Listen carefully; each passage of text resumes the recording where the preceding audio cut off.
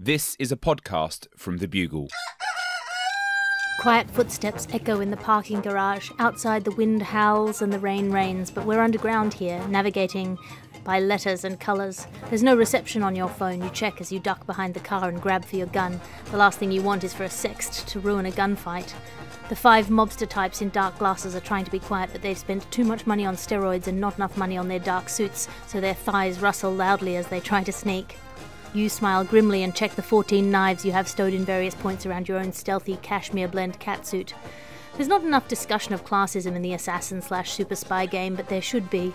You know one promising graduate from a rough neighbourhood who blew a whole mission and his cover as a duke because he didn't know how to handle a fish night during a banquet/kidnapping. Suddenly a car door slams on the floor above. What's happening? There's no one meant to be in this parking garage at this hour. Even the Fast and Furious gang promised not to blow up any nearby skyscrapers. The incredibly distinctive sound of a custom engine splits the night. The mobsters flinch. You put your forehead gently against the side of the Kia you chose for cover. The last thing you needed.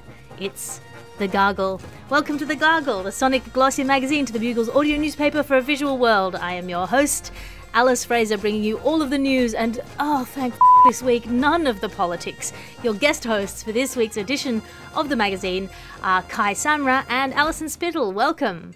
Pew, pew, pew, pew, pew. Hello, my only beacon of hope this week. Oh man, it was brutal writing for the news quiz this week. Kai, how you going?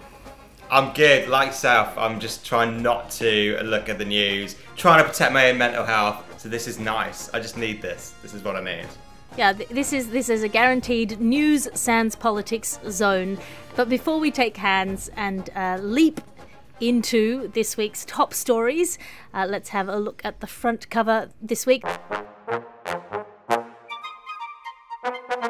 The front cover of the magazine this week is Pamela Anderson wearing no makeup at a fashion week, just wearing clothes, causing great controversy among the face-having community who'd never been able to reconcile themselves with the fact that they have a face. There's some people who are saying this is revolutionary feminism. Some people are saying it's not fair of her to not wear makeup because she can get away with not wearing makeup. She's Pamela Anderson. Any feelings on this, Kai? I'm all for her. I actually love Pamela Anderson. I watched this documentary.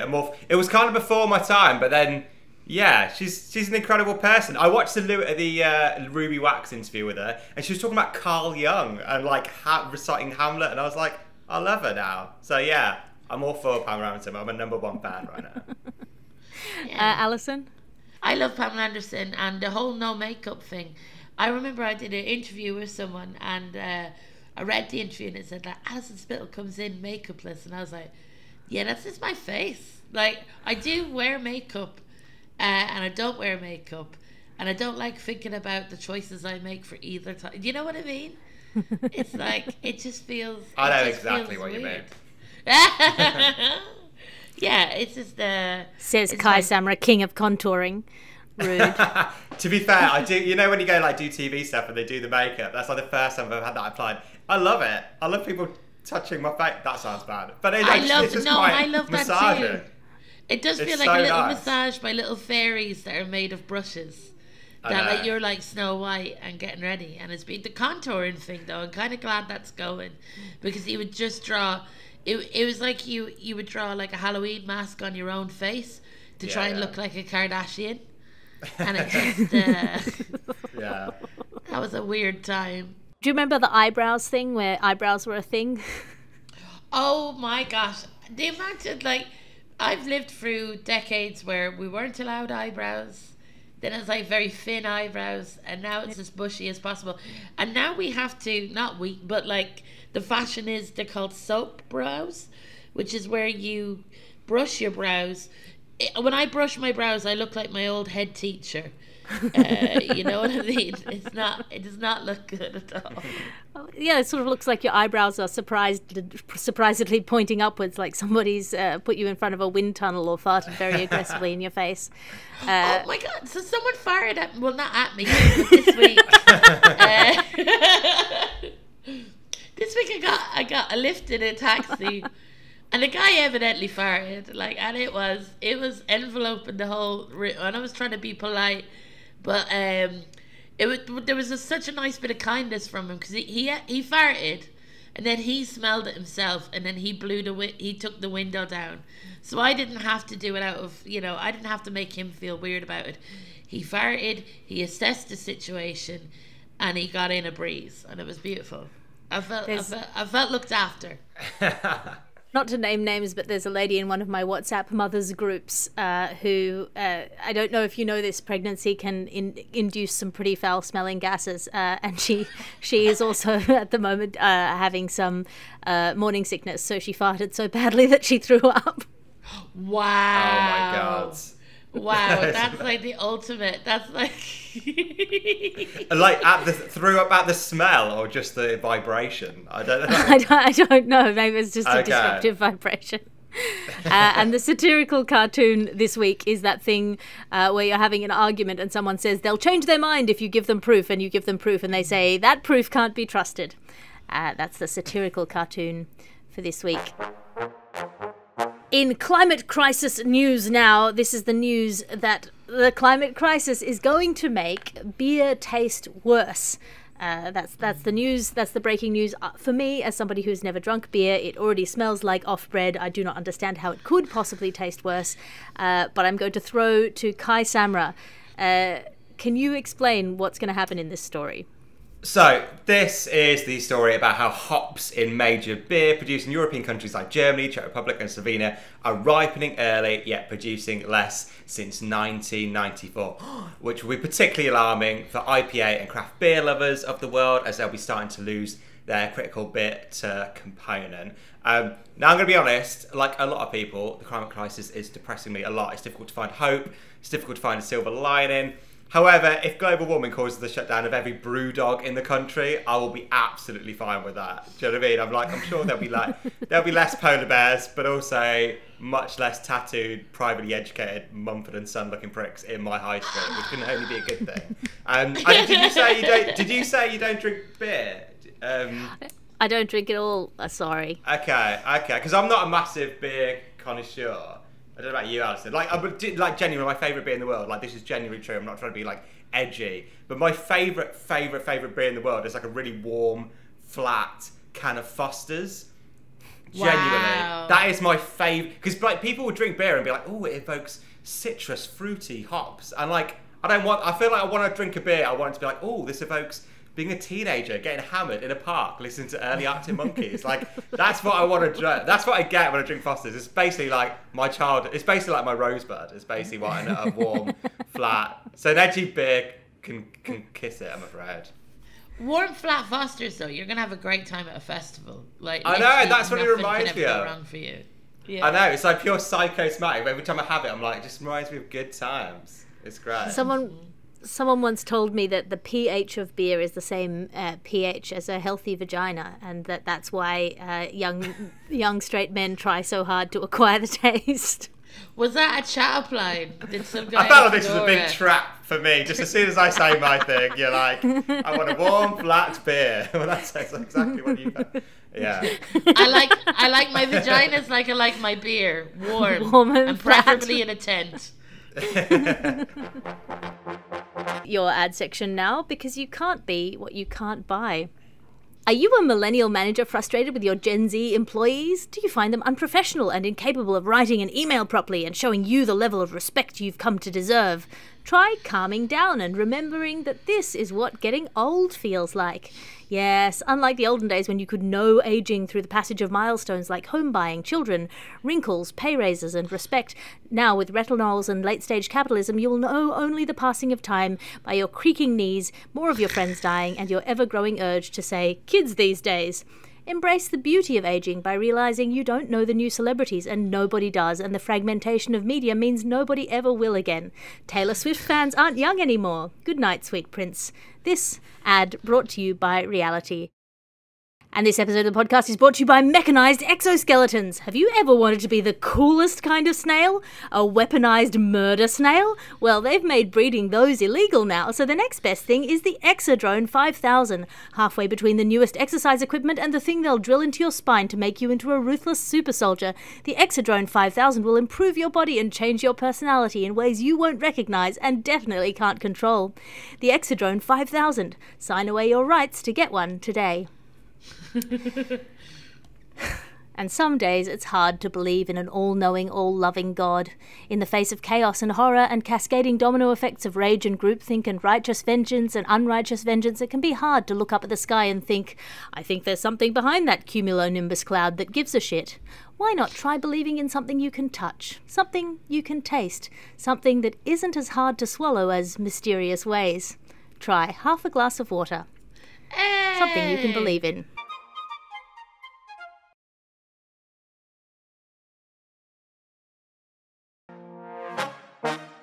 And now it's time for Hacker News. Quick, get on your ankle-length pleather coats and leap into this story of Hacker News, that hackers are selling the data of millions of people that has been lifted from 23andMe's genetic database. Alison Spittle, you're a genetically engineered super soldier. Can you unpack this story for us? Yeah, so this is a data leak where half the total number of users on 23andMe's platform, there's been passwords leaked, and also so much private information. Like, the information that you have to give to 23andMe is crazy. So there's basically a lot of information about a lot of people out in the world that's what I suppose up for sale and going to be used for bad things. But like my sister has done 23andMe, and the only thing that we found out was that we're like 43% Welsh, and I would love for that to be used in crime. I don't know how it can be used in crime, but I'm do you know what, if they want to create crime with the knowledge that my family are 43% Welsh, let them at it, mate. They deserve to get away with whatever crimes they're doing. Kai? Yeah, I was thinking, like, does it really matter if people, because people kind of got people's ethnicity and stuff, and like now, like, because basically I'm a British Indian, like, in a sense, born in Britain, ethnically Indian, and like growing up I was always very proud of that. But when you think of those two countries politically at the moment, it's a little bit icky. You know, it's like Britain, India, double, You know, I feel like it's kind of like telling people, I was born a Tory, but I'm ethnically Slytherin. We're kind of evil now. And I kind of want to keep it on the low down. I don't want to go shouting out about it. But yeah, I don't know. I feel like a big, because yeah, one of the biggest things was the ethnicity. I think people were kind of selling data on the dark web about people being Jewish and stuff like that. And I think a big onus is put on ethnicity, and I feel like I do that as well. Like, I remember when I was growing up, I used to always be like, there needs to be more British Indians in politics, and now we've got loads, but they're all pricks, and it's bad. And I'm like, we need more white straight men like Jeremy Corbyn and Mick Lynch. I'm like, completely the opposite. Yeah, it's kind of bad. Sort of yeah, it has a nasty flavour, this leak, because a hacker leaked, I mean, one of the first leaks that came out was what they said was 1 million lines of data for Ashkenazi Jewish people, which is always going to set up the hackles of Ashkenazi Jewish people. Just as an interesting note, if anyone wants to know how many Ashkenazi Jewish people are around, try saying Ashkenazi Jewish people in a crowded room and seeing who starts looking for their go bag. It's weird, Alison, you said you were, I'm guessing you're Irish, right? But you're 43% Welsh. Because this is genuinely true, my best friend's Irish, and he's got a Welsh flag tattooed on him. And I was like, oh my God, I didn't realise you were Welsh. And he genuinely goes, like, I'm not Welsh. And I was like, why have you got a Welsh flag tattooed on you? And he genuinely was just like, I just like the dragon. Wow. And I was like, why don't you just get the dragon tattooed on you? He goes, yeah, I could have, but that'd just be weird. I was like, you're right, that would be very weird. But true story. And also, like, isn't there like so many other countries that have dragons on it that it could have picked from? Now, if you fight someone with an English dragon on it, then King Arthur will be reborn. My dad has got St. George fighting a dragon on his arm after the divorce. Of Ireland and England. Yeah. I know. That's fine. I remember he always used to call me a prod, and I never knew what it meant. And it was like, I had to Urban Dictionary it. And it basically was like, oh, this is a racial term that Irish people say to British people. And I was like, he used to do it as an insult, but it used to always make me quite proud, because it was like the first time in my entire life someone had ever been racist to me for being English. And I was just like, look how far I've come. That was a nice thing. Progress. Yes, absolute progress.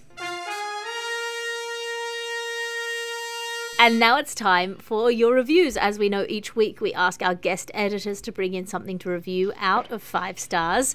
Kai, what have you brought in for us this week? So I am going to review Weddings Abroad. So my mate just got married in Italy last week, so we all went down. And it's weird, because I never went travelling a lot as a kid. And in England, when you grow up thinking England's the best country in the world to live in, and then you go a little bit older and you go to France and Spain and Italy, and you realise that is such bollocks. They are loving life. And basically I don't know much Italian, but all my Italian friends used to go porco dio. That was a little phrase they used to say all the time. And I was just always used to pick that up, so I said that a lot in Italy, and everyone got really offended. And then somebody came up to me and was like, you can get arrested for saying that. And I was like, what does it mean? And apparently it means God is a pig. And I was just going around saying that. Because that's a phrase that Italian people say. But you're not allowed to say it if you're not Italian or something. It's crazy. But the wedding was very nice. The mafia came. We had an ABBA wedding disco. ABBA was on. Oh yeah, the mafia love ABBA. Yeah. Yeah, then as soon as SOS came, they were like, we're going down. And then it was kind of funny, because it was all the young people were very little, so left wing and liberal. All the older people, there was a big contingency of white men who worked for the Met, who were 50s and stuff. So that was very interesting. But I basically just ate a lot of bread, cheese, and wine, and I think I've got gout now. But apart from that, it was great, and I would give it a 4.5 out of 5. 4.5 out of 5 stars for Weddings Abroad. Alison Spittle, what have you brought in for us today? So, it is a new album out this week this is a sincere review. This is Samra. She got a new album out this week called Crazy Mad for Me, and I love it. It's got songs called Vincent Company, which is based on, I think he's a Belgian football manager who was bald, and she's comparing his head to her heart. And there's loads of incredible songs on it. Samra is a brilliant artist. And she's at number 13 in the UK charts now. And download it wherever you can legally download stuff. And she's got a song called Such a Miranda, which is about being the Miranda in Sex and the City. I genuinely love this woman so much. Oh, and this is the most Irish sounding, she is Irish. This is the most Irish sounding song title ever. It's I Hate Who I Am When I'm Horny, which should be on my grave. It's a very Irish thing. So I'm going to give it 5 out of 5. 5 out of 5 to Samra. Ciara Mary Alice Thompson. I sound like such a stam. I'm going to bring in a review this week, and the review that I'm bringing is for Toddler Jet Lag, brought to you by the last 3 nights of Toddler Jet Lag, where my small child, Alice Fraser, woke up at midnight and stayed awake until 3 a.m. Last night, specifically asking me, why is the sky sleeping, with just utter indignant outrage. And then I have to explain that the combination of her mother's career ambitions and the failing NHS means that you're being dragged to the opposite side of the earth than you're used to the sun being on, and you're not wrong to be awake, but I'm still going to be angry about it. 2.5 stars.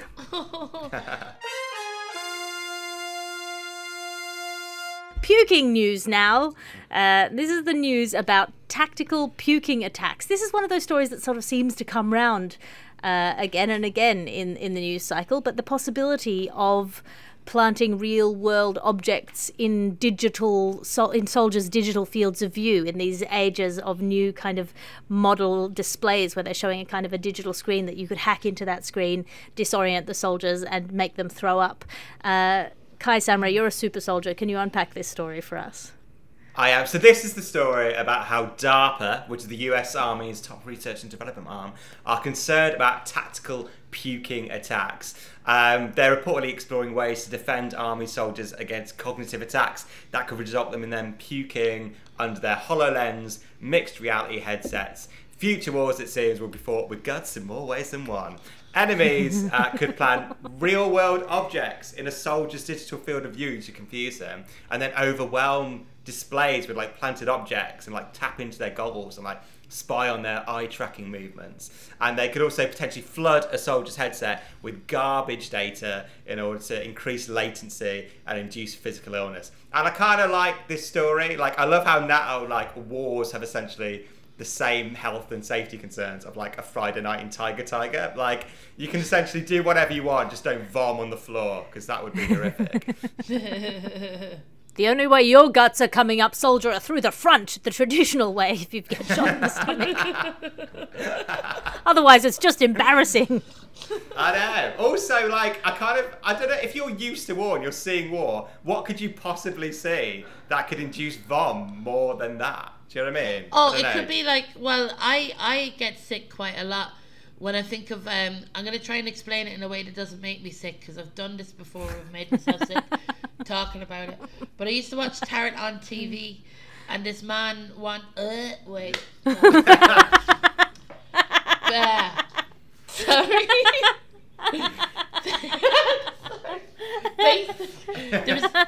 I'm going to talk quickly, I'm going to look away. There was a German TV show, right? And sorry.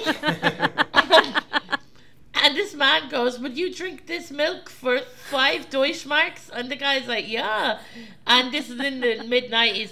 And instead of opening the milk out, he cut it in half, and it was solid, and it was so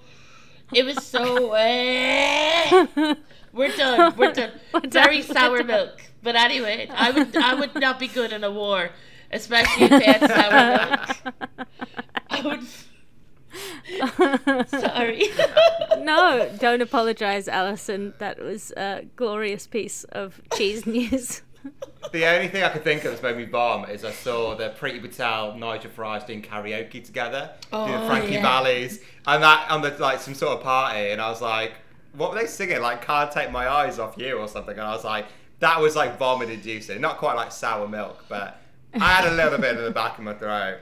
But it also reminds me when I remember like being in like year 6 discos, vomming was a big thing at my school. Like, kids would vom, and then they banned Panda Pops and Space Invaders, and that kind of like sorted out the problems. Maybe they could do that in wars, in an equivalent.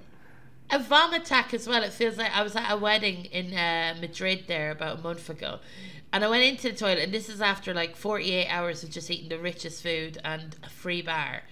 And I could smell that someone had vomited in there earlier, but couldn't see any evidence of it. Just knew that it happened. But there was something there was a part of me that goes, "Wow, what a great adult! Like, they knew they've had too much. They went for a tactical vom, and now they're ready for the rest of the day." Like, there is such thing as tactical vomits, where you just you're holding up too much, and then it sounds horribly Roman. It sounds like the vomitorium kind of thing. I genuinely felt like maybe we as a society have gone too far, that someone has eaten too much food and drank too much drink, and they're like, I have to physically make myself sick in order to really get the most from today, you know? Well, I mean, Alison, you're ahead of the game. All you need to think about is that sour milk story. Oh my God. And when you were saying about Pretty Patel and Nigel Farage and the sour milk, I'm like, I know who I'd rather have governing me. That would be sour milk all the time. Well, at the moment, it seems like a lot of the people in politics are just sour grapes. Hit the politics bell, Ped. I didn't say a party.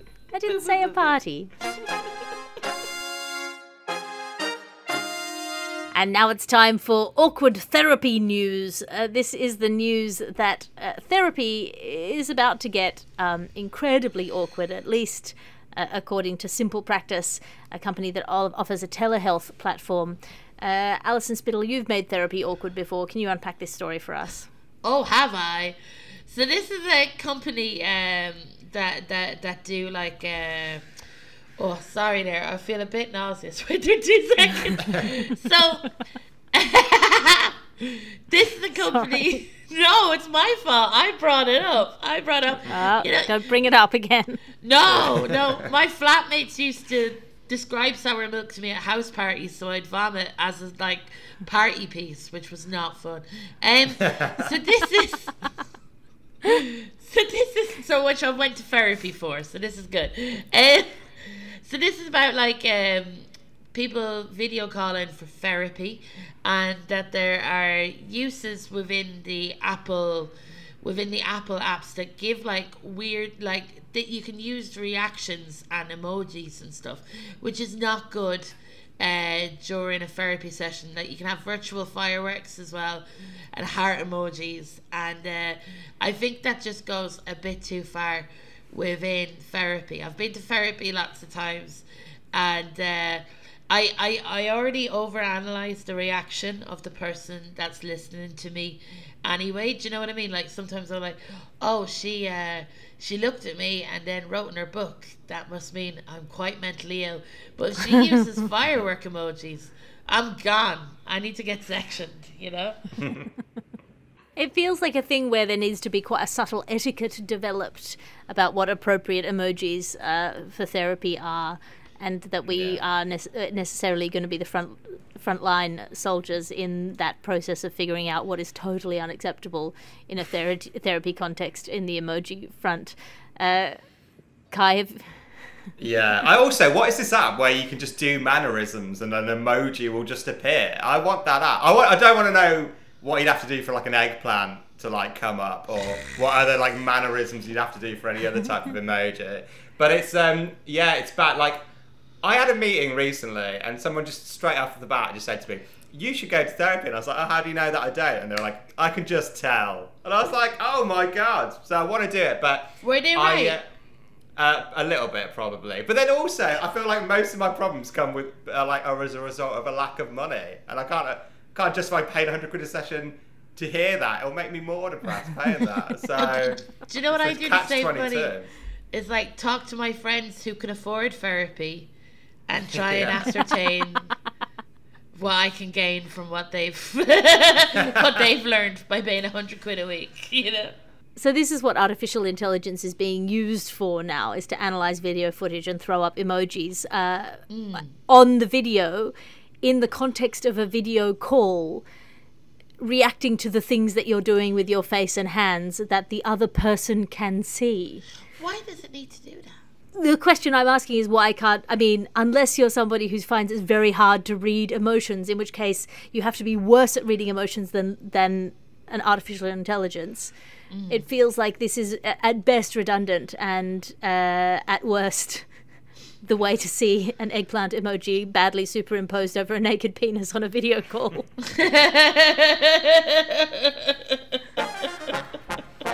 And that brings us to the end of the show. I'm flipping through the ads section at the back. Kai, Samra, have you got anything to plug? I am doing just go on my website. I've just got live dates. I can't remember them off the top of my head. Just kaisamra.com. You can see all my live dates there. Alison, have you got anything to plug? I have a tour. So my tour, Soup, tickets are available today. You can go to my website, AlisonSpittle.com. I'm going to Brighton. I'm going to Manchester. I'm going to Birmingham. I'm going to Glasgow, Edinburgh, all of the places. I'm going to a place called Leek and Pocklington, which I've never been to before. So if you're there, please come along. It's going to be good fun. It's at AlisonSpittle.com or my Instagram at AlisonSpittle. Sit in the audience for both of these acts. I guarantee the lols. If you want to tell us the stories that you think should be on the Gargle, tweet us or X us at Hello Garglers, or blue sky us or bluesky us on thegargle.bluesky.social. I don't know how to pronounce it. I've heard it bluesky, I've heard it blue sky, I've heard it John Belushi. why don't you write in to us on that app and tell us how to pronounce it and what it is that we're doing on it when we do anything. Like and subscribe, or the local app equivalents to whatever that is called, if you'd like to hit us up on the marginally less toxic platform it seems to be for now, until more people arrive with their shit. Join Team Bugle to keep the Gargle alive and thriving. Go to thebuglepodcast.com/donate for one-off donations, or to become a Team Bugler and get bonus perks, including an exclusive Ask Andy podcast where you can ask Andy questions and he will give you, I almost guarantee, terrible advice. You can follow that there at thebuglepodcast.com/donate. If you'd like to support the Dancy Lagarde book, go to unbound.com and type in Alice Fraser. Or, given the relaunch of the television show Frasier, which has ruined a generation's ability to spell my name correctly, head over to thebuglepodcast.com and look it up. All of the details are there if you would like to buy somebody a Christmas present that is the Dancy Lagarde reader, as currently completed in its writing by me. I'm Alice Fraser. You can find me online at patreon.com/Alice Fraser, where I do a weekly writers' meeting that you can join for, at the moment, $1 a month. And this is a Bugle podcast and Alice Fraser production. Your editor is Ped Hunter. Your executive producer is Chris Skinner. I'll talk to you again next week. You can listen to other programmes from The Bugle, including The Bugle, Catharsis, Tiny Revolutions, Top Stories, and The Gargle, wherever you find your podcasts.